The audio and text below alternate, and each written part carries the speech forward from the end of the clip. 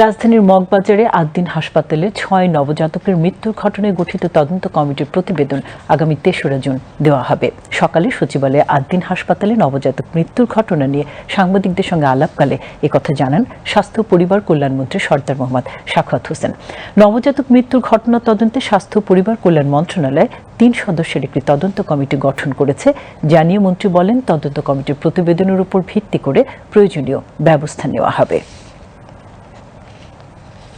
গতিশীল হওয়ার জন্য, আরো প্র্যাকটিক্যাল হওয়ার জন্য ওই বাচ্চাদের মায়েদের সাথে কথা বলা প্রয়োজন।